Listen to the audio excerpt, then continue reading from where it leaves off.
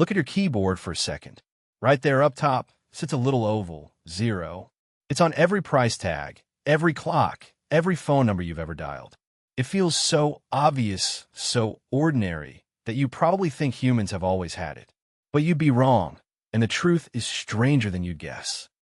For most of human history, 0 simply did not exist. Great civilizations rose and fell, built pyramids, waged wars, and traded across continents, all without ever writing a symbol for nothing. 0 is not just a number. It is one of the hardest, most dangerous, and most world-changing ideas we ever had. So here's the deep problem. Why would anyone ever invent a symbol for nothing? Think about how counting actually starts.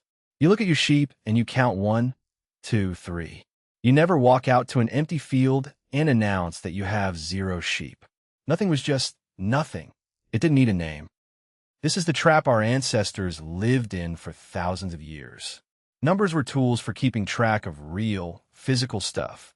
Goats, jars of grain, days until harvest. A number for absence made no sense, because absence isn't a thing you can point to. Try holding up nothing and telling someone how much of it you have. Our very first counting tools show this beautifully. Ancient people carved tally marks into bones, one scratch for each animal, each moon, each enemy. Your 10 fingers worked the same way. These systems were brilliant for counting things you have.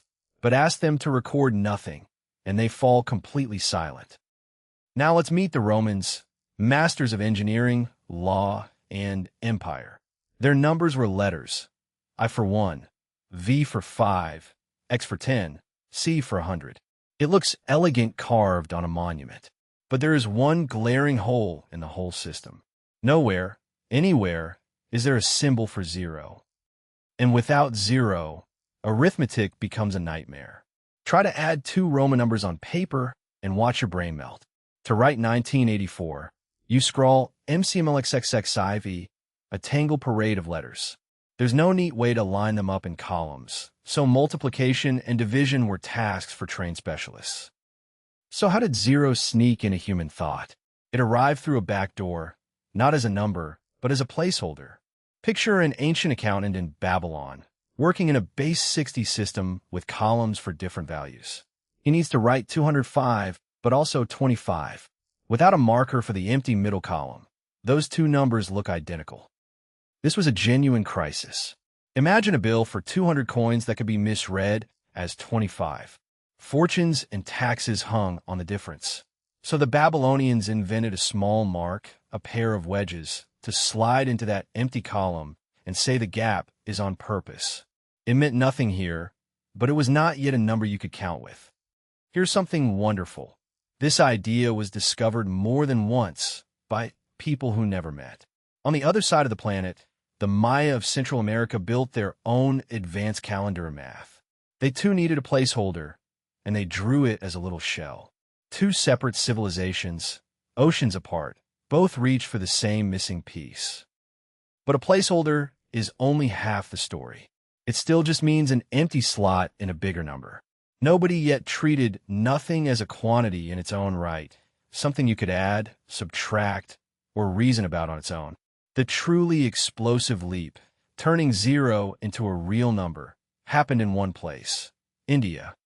To understand why it happened there, you have to understand the culture. Indian thinkers were deeply comfortable with ideas of emptiness and the void. Their word for 0 was shunya, meaning empty or blank. Where others feared the abyss of nothing, they saw a peaceful, natural concept, one worth thinking about seriously and even embracing. In the year 628, a brilliant mathematician named Brahmagupta did something no one had dared. He sat down and wrote the actual rules for how 0 behaves. A number minus itself equals 0. Any number plus 0 stays the same. For the first time, nothing had laws, and it obeyed them like every other number. Then Brahmagupta pushed into truly dangerous territory. He asked what happens when you divide a number by 0. And here, even his genius hit a wall. Split 10 cookies among 0 friends, and the question breaks apart in your hands. It's a puzzle so deep that, to this very day, dividing by 0 is simply forbidden. Alongside these rules came a simple, elegant symbol, a small that grew into the round circle we still draw today. And now the magic clicks into place. Combine 0 with the digits 1 through 9, and you get a place value system where a symbol's position tells you its size. 10 little marks can now write any number in the universe. It is hard to overstate how powerful this was. Suddenly, addition and multiplication that once needed an expert could be done by a child with a stick in the sand. The system is so good that we still use it, unchanged, thousands of years later. 0 was the keystone that made the whole structure stand. Ideas travel like water, and this one flowed west into the Islamic world, which was then a blazing center of science and learning. In Baghdad, a scholar named Al-Khwarizmi studied these Indian numerals and championed them. From his name, we get the word algorithm. From the title of his book, we get the word algebra. Here's a fact that surprises almost everyone. The numbers you use every single day, the ones you call Arabic numerals, did not actually come from Arabia. They were born in India and merely carried west by Arab scholars and traders. The name stuck because Europe met these digits through the Arab world. History gave the credit to the messenger. The final leg of the journey reaches Europe through one restless traveler. In 1202, an Italian named Fibonacci published a book called Liber Abyssai. As a boy, he had traveled with his merchant father and learned these numerals from Arab traders.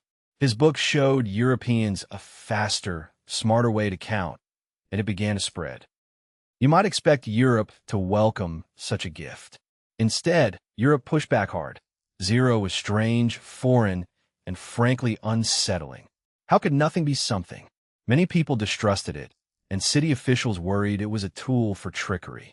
This alien idea from far away was treated like a threat. It got serious. In the year 1300s, the city of Florence actually banned these new numerals outright. The official fear was fraud.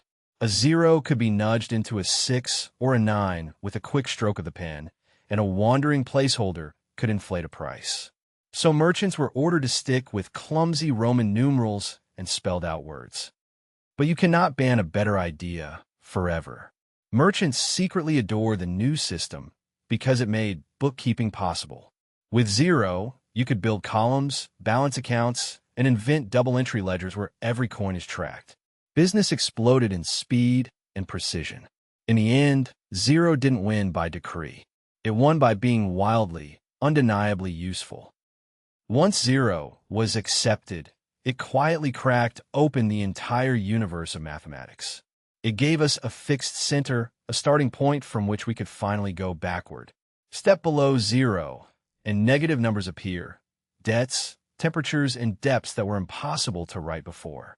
Nothing had become a doorway to a whole hidden world. From that single point, the floodgates opened. 0 anchors the coordinate grid that lets us map space with numbers. It sits at the heart of algebra, where we solve for the unknown. And it makes calculus possible, the mathematics of motion and change that describes falling apples, orbiting planets, and rushing rivers. Almost every equation leans on it. And then comes the twist that reaches right into your pocket. Every computer on Earth thinks in just 2 symbols, 0 and 1, off and on. That simple pair, stacked billions of times, becomes every photo, song, message, and video you have ever seen. The device in your hand is, at its core, a cathedral built entirely out of 0s and 1s. So take a step back and feel the weight of it. No 0 means no algebra, no calculus, no coordinates, no computers, no internet, no modern world at all. Everything you rely on rests on a symbol our ancestors spent thousands of years too afraid to write. It is quite possibly the most important nothing in all of history. That's the beautiful paradox of 0.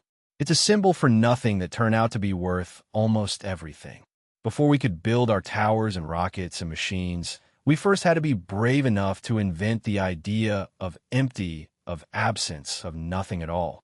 So next time you tap that little oval on your keyboard, remember, you're touching one of humanity's greatest inventions.